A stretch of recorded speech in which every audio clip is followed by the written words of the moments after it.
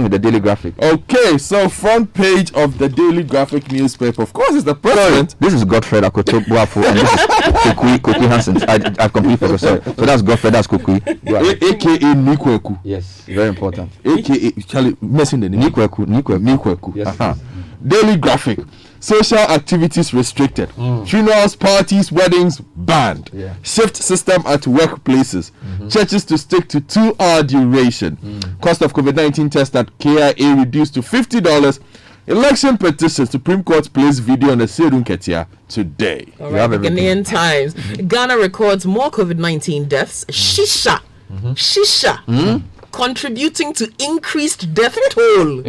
Yes, this is coming from KUST. In COVID. Oh, they are shishaing in this. They are shishaing. Charlie, you are shishaing yourself. Oh, shisha, overton shisha. Overton shisha. The Public Services Commission outlines COVID-19 guidelines for public institutions, and half a Citi police commander allegedly commits suicide. And the EU is decrying monetization of election campaigns in Ghana. Well, that Shisha story made it to the front page of the Republic Press, but also a very worrying story. Kaswa eats poisoned meat as nation grapples with COVID-19. I'll give you details of that one. And GMA threatens strike if government doesn't ban public gatherings. The Finder. Funerals, weddings, concerts banned. 17.6 million COVID-19 vaccines to be procured by June, and the earliest vaccines to arrive in March. Also, NPP refutes minorities' claim of not supporting relief for students. Prince Moses appointed general manager of Asasi Radio. Asidun Ketia runs away from his Mahama victory claim. Another bench warrant issued for arrest of notorious fraudster. GES distributes 10 million face masks and 9.9 million sanitizers to schools. And the NLC directs universities of Ghana Senior Staff Association to suspend strike. All those headlines on the front page of the Finder. The president is on the front page of the Daily Statesman. Funerals, weddings, parties banned again as president reintroduces restrictions to contain COVID-19 spread. NDC not challenging 2020 election results. Asiedu Ketia denies Mahama in court. That is the question the paper is asking. The Ghanaian Observer. We are not in court to challenge validity of election 2020. Mosquito whines over Mahama's election petition. Also, Akufo-Addo appoints Rear Admiral Seth Amwama acting CDS. KIA COVID-19 test slashed to $50 from $150. And coronavirus. CDC confirms South African variant in Ghana. Front page of the Daily Guide says Asiedu Ketia faces grilling. Lawyers test witness. 15 more COVID-19 deaths recorded. Very worrying. MPs test positive for COVID. Clerk Assin North MP sued over speaker election. And Nana Jimobene heads UMB. The New Crusading Guide. You can't hold Adan to ransom. Residents warn selfish chiefs and politicians over Songo Salt project. Also, we never installed a paramount chief. Pram Kingmakers declare. Another bench warrant issued for arrest of notorious fraudster Kwesi Hazel. And Galamseyers destroy Obuasi oil plantation. And the terrible image here on the front page of the New Crusading Guide of polluted water. Wow.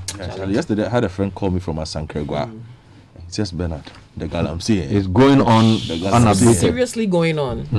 Yeah. Anyway, front page of the BNFT, finally from me, Bernard. Economy saddled with 286 billion Ghana cedi debt. Hits 74% of GDP. A merry deal to run for 3 extra months. After will little affect tariff revenue, says the World Bank.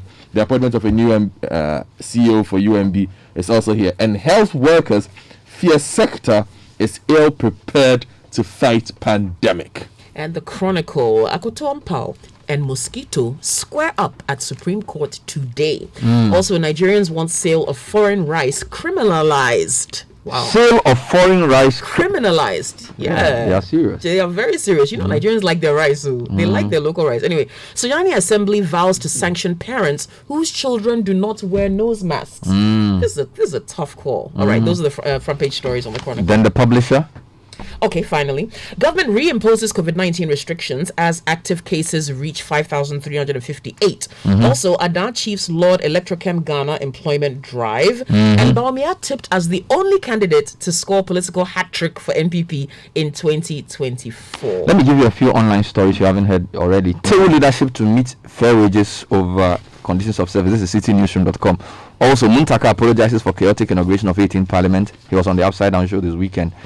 Other stories: operate schools under trees to curb spread of COVID-19. Dr. Kwekwe Free is the incoming Minister for Environment. He says this, and then Ayawaso West violence remains a big blot on Nana's presidency. This is Samuel George. Now, citybusinessnews.com: fuel prices to go up slightly in first pricing window of the month of February. Also, Ghana's debt stock rises to 74.4% of GDP, almost 75%. Gosh. Meanwhile, mobile money interoperability transactions went up by 367%. in 2020. So that's where the real growth is coming from. myjoyonline.com. Until further notice, weddings, concerts, and parties banned. We have that story already. COVID spot fine will be ideal to enforce mask wearing protocol, according to a lawyer. And as we said, cost of COVID-19 testing at KIA for non-ECOWAS nationals remains 150, but for ECOWAS nationals is down to 50 USD. If you go to Star News, there's a story here: 643 ex-soldiers lose a 142 million Ghana City case against the Ghana Armed Forces over gratuities. It's an interesting story. And that's the main story you haven't seen. GNA has a lot of stories on COVID. GFA sanctions Hearts for violating COVID protocols after what Olympics did to us. Now they are sanctioning us again. Globally, Aung San Suu Kyi detained as military takes over power in Myanmar. That's a whole story on its own. All right, guys, so let's get into the details. I think your graphic summary of the president was pretty comprehensive. All right, so let me take you to the front page of the Daily Graphic. The president, Nana Akufo-Addo, has reimposed restrictions on some daily routines following the wave of upsurge in COVID-19 cases. Until further notice, therefore, funerals, weddings, concerts, theatrical performances, and parties are banned. Private burials with no more than 25 people could take place, but with strict enforcement of the social distancing, hygiene, and mask-wearing protocols, the president said yesterday in his 23rd update on the country's response to the COVID-19 pandemic. The president started his broadcast at exactly 8 p.m. with the stark facts on Ghana's COVID-19 situation to drum home the need for the raft of rehashed measures to contain the resurgence. He said 2 weeks from on, the situation was worse than it was from his previous address. He said hospitalization rates were increasing, with 172 people now critically or severely ill. The hospitals, he further indicated, had become full, compelling the government to now reactivate isolation centers, with the average daily rate of infection now at 700 compared to 200 2 weeks ago. Other highlights of the speech included the reduction in cost of testing for ECOWAS nationals, the incoming vaccine. Just give us those as well. Well, that story is on page 16, where the cost of COVID-19 tests at KIA reduced to $50. President Nana Akufo-Addo has directed that the cost of antigen tests for the COVID-19 at the Kotoka International Airport to be reduced from $150 to $50. The reduction in the cost is in response to the protocols of the ECOWAS that require member states to review and cap the cost of COVID-19 tests at $50 at the borders of member countries. And the minister designate for health, Mr. Kwakwaji Manu, who disclosed this on the floor of Parliament last Friday, however, stopped short of disclosing when exactly the reduction in the cost of antigen tests would take effect. Quote, the president has actually given orders that we should quickly make our implementation modality to see how best this can be implemented in the country. I believe this allows ECOWAS citizens to access the test at the airport at $50, as has been agreed. Okay. All right. So this issue of shisha contributing to the death toll. All right. Ghana records more COVID-19 deaths, and the use of shisha and tobacco have been identified as some of the increasing causes of death among COVID-19 patients across the country. Oh, okay. These are patients. Yes. Okay. So those who are already patients, when you are using that, okay, I get the point now. Right. I thought initially it was about spreading the virus. So this is more... But that's part of it too. Okay. It's part of it too, yeah. So this is by the School of Public Health at Kwame Nkrumah University of Science and Technology. A study noted that COVID-19 was a respiratory illness, and tobacco and shisha usage could aggravate symptoms and worsen outcomes. They're therefore calling for a ban on its usage in the country, and also a ban on the sale and importation of tobacco products, including cigarettes, during this period. So it goes on to list those who took part in the study. It says shisha use prevails among the youth, and it involves sharing the same mouthpiece, which can be a route for SARS-CoV-2 transmission and other communicable diseases. So it's urging the government to increase tobacco taxes, ideally by 50%, to generate revenue to support healthcare delivery in the wake of COVID-19. But you know the link I can draw. Shisha is mostly at pubs. So if pubs were closed, how were people shilling the shisha? Well, the other question I have for you is, what did he say about the vaccine? Did you read that? When is the vaccine coming? Because I'm told that I have a story here. So GNA and CitiNewsroom.com, first shots of COVID-19 vaccine to come in March. So the president says Ghana is to get its first doses of COVID-19 vaccines by March. Now, speaking yesterday at I think it was the 23rd address, the president said that government will make available some 17.6 million vaccine doses by end of June to meet its target to have at least half of the Ghanaian population administered jabs. Government, he said, aimed to vaccinate the entire population, but had set an initial target to give jabs to 20 million Ghanaians.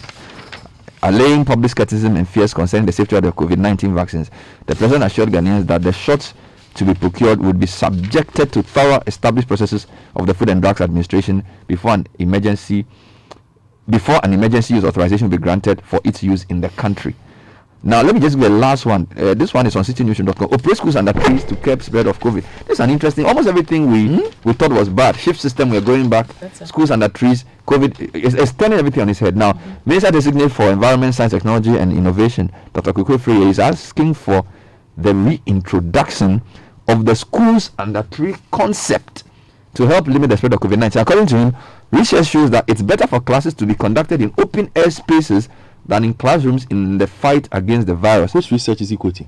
He didn't state. Speaking in Parliament, you should quote the research first. Well, it's Parliament. So, Parliament, when you make a statement and it's false, they can get you to strike it out. And obviously, the Hansard would probably check. So I'm just saying that it's possible for somebody to ask him, tell your MP to ask him. Speaking in Parliament, also MP, urge government to seriously consider the proposal. I'm suggesting that as far as possible, schools should be organized under trees now, because the body of empirical evidence suggests that, don't forget, it's a medical doctor, that when you stay in non-enclosed spaces, you don't get infected. But Godfrey, remember, doctors are saying a lot of weird things. No, Godfrey, don't forget that we read this write-up from China, where they said that free circulation was better than enclosed spaces with air conditioners. So the students sitting outside there? No, you see, don't just rubbish it. What the point the guy is making is that if people are in an enclosed space, if people are in but this is known. If people are in an enclosed space with the air they are breathing being exchanged. Yeah, that is common knowledge. Yes, that's what he's saying. No, but doesn't need any published research to say that. That we should move to schools. I think the point is that if you are in an open space, you are less likely to get infected than if you are in an enclosed space. That's the logic. Unless you think he's misleading the public. But let me stop. We can come back to it. I'm interested in this. If you have more information, bring it out. But this is what he said in Parliament. And don't forget, this guy's going to be a minister if he goes through the vetting. So he's probably going to tell other ministers and they maybe implement it. So if you have evidence to show that what he's saying is not true, no, is it?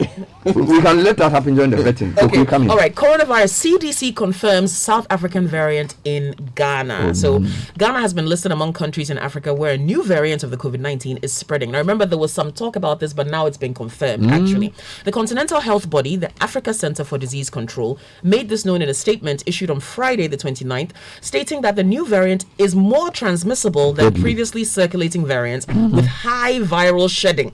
The Africa CDC said a total of 3 new variants of the SARS-CoV-2 virus have been identified across the world, in the United Kingdom, in South Africa, and in Brazil. Now, they stated that it has not fully covered the extent of the spread of the new variants in Africa, but it can confirm that the 501YV2 variant, which was first discovered in South Africa, is the one in Ghana. Now, that new variant is currently spreading in 22 countries across the world. So how did they get into the country when we were having all the screening at the airport? So we should also ask our airport people, you collect $150 from people, you are screening them to make sure that they don't have COVID, and yet the new variant from UK and South Africa are in here. How did they come? Somebody should be asking that question. Came in disguise. You're serious? Let's go to court. Let's go to court then. On page 3 of the Daily Guide, the Siodun Ketia faces grilling. Lawyers for President Nana Dankwa Akufo-Addo, who is the second respondent in former President John Dramani Mahamat's presidential election petition, will today test the credibility of General Secretary of the NDC, Justice Siodun Ketia, at the Supreme Court. The NDC Secretary General is currently in the witness box as one of 2 witnesses of the petitioner, Mr. Mahama, who is challenging the results of the 2020 presidential election as declared by the Electoral Commission. The first respondent which he lost by over 500,000 votes. The president's lawyers, led by Koto Ampao, are seeking to establish whether or not Mr. Sidun Ketia is credible enough for the court to rely on his evidence. That's an interesting one. To be live on Citi from 9:30, Citi FM and Citi TV. We're going to get in there. There's a lawyer who is asking for sports fine to enforce COVID. This is on my journal. Just an interesting quick one before we go away from that. So that a private legal practitioner, Rosalind Kaleji, has called for a review of penalties of the Imposition of Restrictions Act. Now, she basically was speaking on a program on Joy FM where she said that individuals who flout the law put themselves and others at risk. And the penalties for Act 1012 and EI 162 are too stringent for an average Ghanaian. So it's basically saying instead of jailing people or whatever, find them. Yeah. If you find them on the spot, that will be better. Okay, let's come back to you on some other stories. Yeah, okay. Are we done with court? No. Is there still any court? Well, there's a lot of court. Sidun Ketia runs away from his Mahama victory claim. Just in a finder. General Secretary of the National Democratic Congress, Mr. Johnson Sidun Ketia, who boldly said at a press conference that ex-President John Mahama won the 2020 presidential election, has now said he never made such a claim. According to him, he never stated at a press conference that President Mahama won the elections. He was answering questions under cross-examination by Mr. Koto Ampao, who is counsel for Nana Addo Dankwa Akufo-Addo, at the 2020 election petition hearing. Mr. Sidun Ketia said, "My lords, that was not in my witness statement." He did admit that his party held several press conferences after the elections, noting that the results of the Electoral Commission were not accurate. He made it clear to the public that the NDC had won majority seats in Parliament, and same would give ex-President Mahama an upper hand in the presidential results. But Mr. Ampao pointed out to the witness that a video of what he told the world was on a pen drive, and he wanted it to be played in court since the witness was being evasive. So that's going to happen today. I have a couple of stories for you guys. So Ghana's debt to GDP ratio is now almost 75%. Yes, this is crazy. Of the BHFT2. Yes, on Citi Business News. Okay, if you can go. You go on Citi. Ghana's debt situation continues to deteriorate, as shown by new figures released by the Bank of Ghana. Total public debt stock as of end of 2020 rose to 286.9 billion cedis, representing a year-on-year increase of almost 24% over the public debt stock recorded at the end of 2019. The new debt figure pushes our debt to GDP ratio to 74.4% at the end of 2020 from the 62% recorded at the end of 2019. A breakdown of the numbers shows that the component of the debt secured outside the country remains relatively stable in the last 2 quarters, rising marginally. And then they also talk about the domestic debt. That's what has risen significantly. The component of debt secured locally has risen significantly in the last 2 quarters. That's 38.2% of GDP. While that is going on, mobile interoperability transactions went up by 367% last year. Latest data from Ghana Interbank Payment and Settlement System (GIPS) shows that a total of 43.9 million transactions were processed under the mobile money interoperability system in 2020, representing a 367% increase from the 9 million transactions processed the previous year. According to the MMI, the report, the MMI performance was driven by 3 cases, namely transfers between wallets across mobile money operators, transfers from mobile wallets to bank accounts, and transfers from mobile wallets to eSwitch card wallets. So more people are spending money online. Yeah, let me give you 2 quick stories of the BNFT. After will little affect tariff revenue, says the World Bank. As the African Continental Free Trade Area begins to operate fully, concerns have been raised by some stakeholders that the agreement will lead to loss of substantial revenues to some member states, especially countries which heavily rely on customs duties, given the many tariff waivers that come with the deal. For instance, Ghana relies heavily on revenue derived from customs, as in 2019 the country generated 11.2 billion cedis from that sector alone, second only to domestic tax, indicating that if the trade pact should have the trade pact should have a negative impact on tariffs, its economy will be among those countries most affected. However, a study by the World Bank has revealed that the short-term impact on tax revenues will be quite small for most countries, as a decline, if any, of less than 1.5% is expected. And then if you go to page 15 of the same paper, Ameri deal to run for 3 extra months to allow government to settle $92 million debt. Okay, Chronicle. All right. Sunyani Assembly vows to sanction parents whose children do not wear nose masks. I'm not sure what you think about You this. are still on COVID. Yeah, the Sunyani Municipal Chief Executive, Madam Justina Owusu-Banahini, has said that the Assembly's COVID-19 task force would soon begin sanctioning parents of school children without nose masks. She therefore advised parents to provide their children with masks and hand sanitizers to protect them against COVID-19. Addressing a section of the press in Sunyani, Madam Owusu-Banahini, who's also the Burma Regional Minister Designate, said the Assembly would deploy its 52-member COVID-19 task force to patrol and enforce the protocols in the municipality. The task force is made up of military, police, prisons, etc. She says, as children return to school, let me assure the public, the Assembly is ready and determined to ensure that all school children are safe, both in the school environment and in the Sunyani township. Okay. Yeah. I want to give you a story that is not on many newspapers. So this is just hold on for me. still on COVID, right? Yes, just Okay. one quick COVID story. I discussed this last week with you. Page 2 of BNFT. Advertisers want new comms strategy to fight new COVID-19 wave. Okay. The Advertising Association of Ghana has called for fresh ideas and a new communication strategy to effectively get the message across to the public in order to curb the new wave of COVID-19 infections. The association has described as unfortunate the generic communication style adopted by the two foremost government institutions in the fight against COVID-19, the Ministries of Health and Information, and believe existing strategies contribute to the rising cases as the messages are not getting to the people. And this is coming from Francis Dazi. That's true. Now, there's a story on Star News I thought was interesting. The High Court in Accra, presided over by Justice Coup Teoya Akaboafo, has dismissed the case in which 643 ex-soldiers came up against the Ghana Armed Forces over an alleged illegal deduction of an amount of 142 million cedis government had released to them from their terminal benefits. It was the case of the retired military persons who were recruited between 1988 and 89 by the Ghana Armed Forces that they would have worked for over 25 years and commenced their terminal leave in December 2014. The details of the case are given, but they did not win the case, so the court didn't agree with them. So that's not going to change. I wanted to take us globally, a couple of stories around the world. Yeah. There's a coup in Burma. And Aung San Suu Kyi, who That's is normal, Bernard. no, but it's been a while because they've been stable for a few years. Myanmar or Burma's military has taken control of the country after detaining de facto leader Aung San Suu Kyi and other politicians in the early hours. Military TV said the state of emergency had been declared for 1 year and power transferred. 1 year state of emergency. The coup comes after tensions rose between the civilian government and the military following a disputed election. Burma, or Myanmar, also known as Burma, was ruled by military until 2011 reforms. The military said on Monday it was handing power to the commander-in-chief Min Aung Hlaing because of quote election fraud. Soldiers are on the streets of the capital and also the main city of Yangon.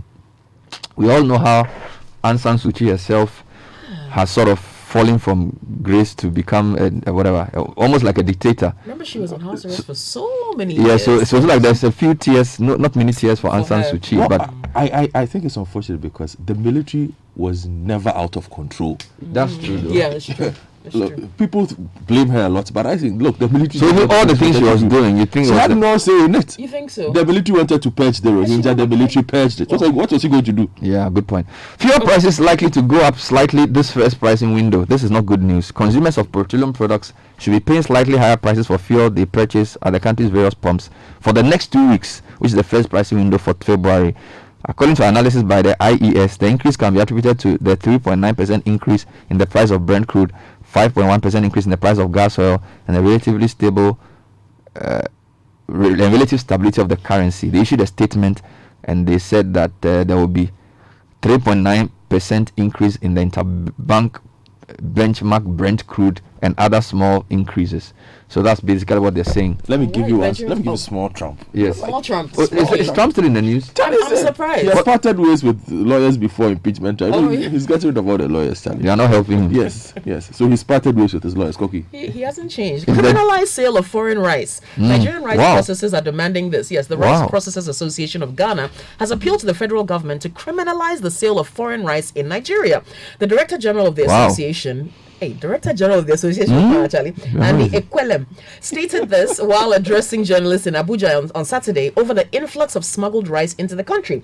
He said if the government did not take decisive action on this rice, all of the mills in the country would collapse and lead to many job losses. He said the rice value chain subsector engages about 13 million Nigerians on direct employment. Ooh. The number of people who would lose their jobs to the activities of smugglers would be much, especially in this trying period. He did say that the government tackled the menace of rice smuggling, but with the reopening of borders by the federal government, the markets were flooded with foreign rice again. I want you to do finally the Galamsey story you read. You read a headline about Galamsey. Just give me that quick one. Yes, Galamsey's destroy Obuasi oil plantation and processing factory site. So miners have besieged the land reserved for oil plantation and processing factory in Obuasi under the One District, One Factory initiative. They have destroyed more than half of the 1,000 acres of the reserved land, despite the 300 acres of palm that have been planted. In the middle of last year, 2020, the chief executive officer of LIPAB, which is Ohene Edu Abuaji, led by the president of the Adansi Traditional Council and the government, the Obuasi Municipal Assembly, came to an agreement to establish this oil palm plantation, and processing factory in the Obuasi municipality. They wanted to transform the economy there. However, the story is so different today. Wow. It has been taken over by Galamsey. You can see the picture on the front page. Half of the fertile land has been completely washed away by illegal miners believed to be Chinese. Thank you, Kokui. Thank you, Godfred. That was a newspaper review. Coming up next is the Citi Business News.